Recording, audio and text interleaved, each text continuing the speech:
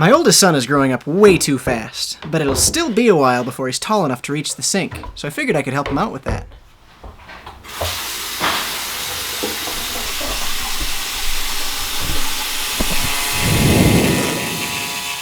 To build this stool, I started out by roughly sketching out all of the pieces I would need on a piece of rough sawn maple, then breaking the board down into more manageable chunks. The cut list for this stool is very simple, just 2 big boards for steps, and a bunch of 1.5-inch wide strips cut to various lengths for the structure of it. This piece of maple was cupped quite badly, and since it was going to get ripped into strips anyway, I cut the live edges off on the bandsaw, then ripped it down the middle. This helped keep the material thicker by not having to plane it flat over its entire width. Next it was time for the standard flattening and squaring procedure using the joiner and planer. Check out the crazy colors I found in the maple after taking the rough outer layer off.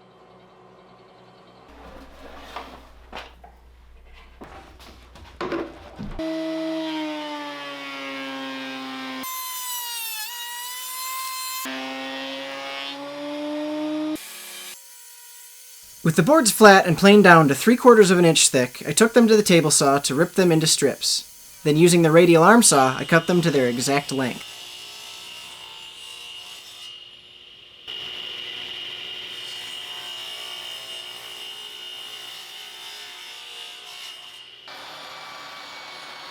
Back at the table saw, I used my sled to put 45-degree miters on all of the steps frame pieces.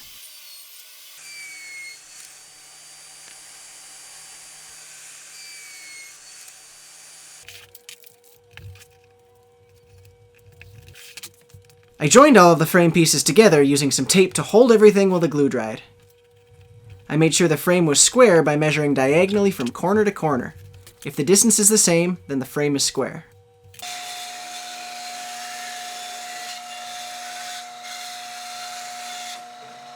So while those 2 frames are drying, I want to point out to you what my thought process is on the step itself. This is going to be sort of the platform that the steps rest on. This is actually the top one. This is the bottom one. And looking at the cool grain in this piece of wood that I cut up, I could have saved myself a lot of headache dealing with this warp by just gluing strips together that were already flat and be done with it. But I really like the idea of keeping this grain pattern continuous throughout. So if this is the top step, there'll be a drop in the bottom step and it'll look like this, and it'll just kind of look like the same piece of wood just got separated. The issue I have is look how warped that is. The cup in that is pretty intense. Same thing with this piece. So the issue I have is I can't run these big pieces of wood through the planer because they're too wide to run going with the grain like you're supposed to go through the planer. So I'm going to end up taking these and running them through my drum sander, which isn't ideal. It doesn't take off a lot of material very fast, but it's the only way I really have to remove the material safely in this width. Unfortunately, that is an awfully big curve.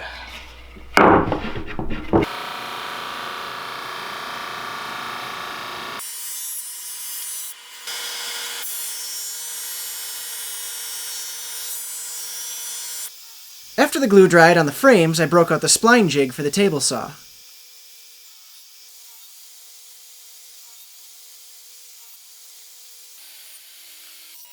Glue doesn't tend to hold on very well to end grain. It needs the long fibers of edge grain to get a really good grip.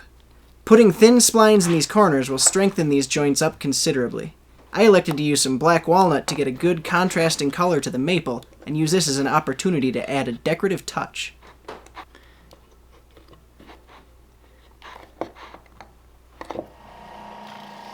After the glue dried, I used my oscillating belt sander to sand the splines flush with the frame.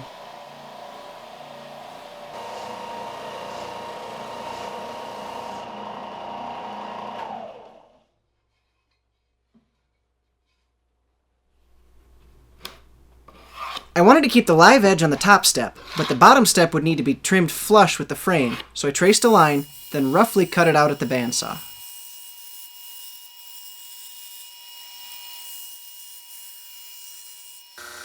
I countersunk some holes in the frame so I could hide the screws that I would use to attach the steps. I carefully lined up the frame with the step, making sure that just a little bit hung over all the way around. Then I clamped the pieces together, then ran in all the screws. With the step and frame securely fastened together, I used a flush trim bit in my router table to trim off the overhang.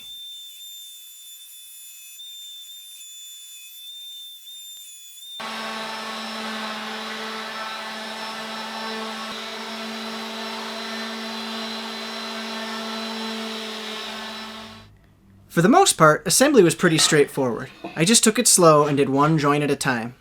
I wiped on some glue in strategic locations, then used brad nails to hold it together.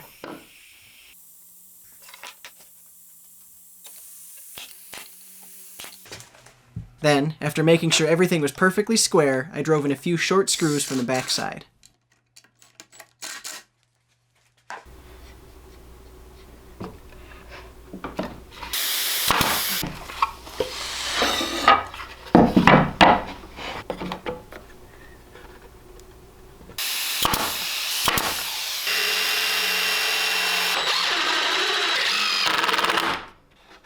Well, here is the more complicated part of this build. And I shouldn't say it's all that complicated. It's tricky for me because I don't have a good way, out of all the tools I have in here, I can't just set a tool to a degree and cut the angles on this that I need. None of my tools are calibrated or even that accurate. So I think I've come up with a way that's going to be even easier, and it doesn't matter what the angle is, I can just cut it and make it right. Because the back uprights, the back legs, are exactly perpendicular to the steps, I can put the angled leg on there, and then putting this up against the fence on my table saw sled, I can actually just cut this to whatever it needs to be. So in order to figure out the positioning on that, I've pretty much just decided that I'm going to run it right off of the front corner of the top step, and then I'm going to have it run 1 inch in from the corner of the bottom step. That way I can see a little bit more of the splines on the bottom. So if I line up that point and that point, and then I know, I've got enough overhang here that we're fine, and then I can take a straight edge just to check this side. And you can see that I've got plenty of foot left over here. If I secure it this way, and then I run it through the table saw sled, I should be able to come up with a perfectly flat bottom that's all in the same plane for all 4 of the legs. The other thing I did to try to make this a little bit easier on myself is once I found the spot that it needs to be, I actually marked that angle with a piece of tape, because when I glue this up and try to clamp it on there, I'm not really going to know where that spot is, and by the time I get it back there, it could take me a while. So this way I know exactly where that leg has to sit. I can clamp it and then peel the tape off, and it's done, and it should clean up the glue a little bit too, which is sort of an added bonus. So because I also don't want this thing sliding around on me at all, I'm going to go with the old salt trick. Put a little bit of glue on there, and then just a little bit of salt, and that kind of holds a little bit like sandpaper. It won't let the board slide around on there so much while I'm trying to get it put in place.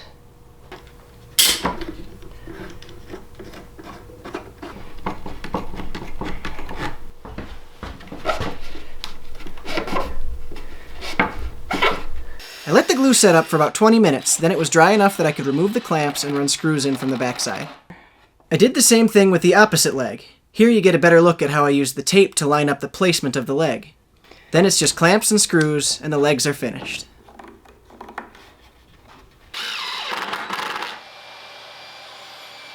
When trimming off the legs to make them all even, I really took my time and took lots of small cuts to sneak up on the length that I was looking for.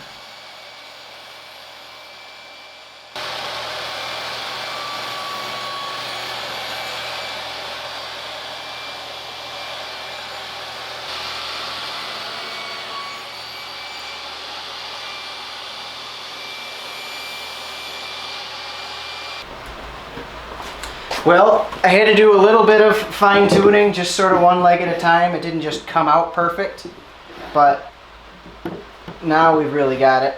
I got stuff stuck on the bottom. There. Now we've got it sorted out. Awesome. Flipping the stool upside down, I centered it on the top step, then ran in the last of the screws to finish the assembly.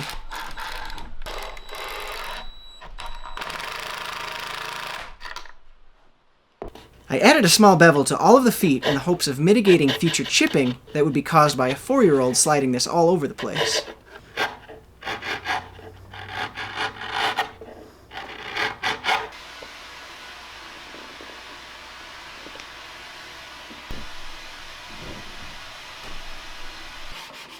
I used a sanding sponge to soften all of the edges.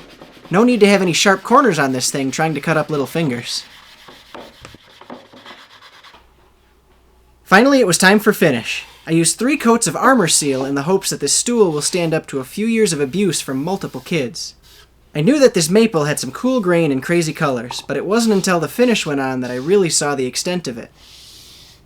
I don't even know the names for all the types of figuring in this thing. I just know that every time I look at it, I see new spots of swirling and spalting that I hadn't noticed before.